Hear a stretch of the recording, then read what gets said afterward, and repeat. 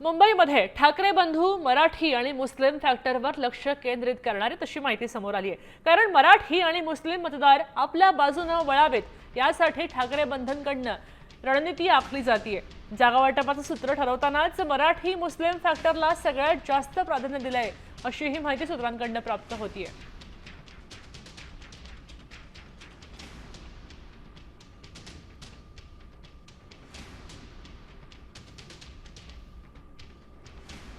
मुंबईत 41 वॉर्डमध्ये मुस्लिम तर 72 वॉर्डमध्ये मराठी मतदारांचा दबदबा पाहायला मिळतोय। 227 पैकी 113 वॉर्डमध्ये ठाकरे बंधूंचं विशेष लक्ष असणार आहे।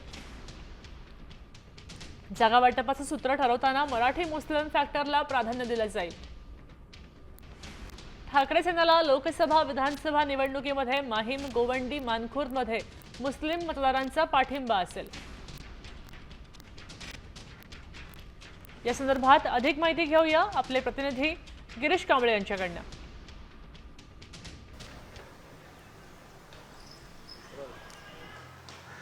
मुंबईत ठाकरे बंधूंची मराठी आणि मुस्लिम कॉम्बिनेशनवर मदार असल्याचं सध्याची माहिती मिळते। यामध्ये आपण बघितलं तर मराठी आणि मुस्लिम मतदारांच्या ध्रुवीकरणासाठी ठाकरे बंधूंची रणनीती आखली जात असल्याची माहिती सूत्रांकडून मिळते। कारण BMCचे जे 227 वॉर्ड्स आहेत त्यापैकी 41 मुस्लिम मतदारांचा प्रभाव या 41 वॉर्डमध्ये आहे, तर दुसरीकडे 72 वॉर्डात मराठी मतदारांचा दबदबा अधिक आहे। आणि त्यामुळे ठाकरे सेना आणि मनसेचे नेते जेव्हा जागा वाटपाचं हे सर्व करत असताना यावर मराठी मुस्लिम फॅक्टरला अधिक महत्त्व देत आहेत, त्याला प्राधान्य देत आहेत अशी माहिती सूत्रांकडून मिळते।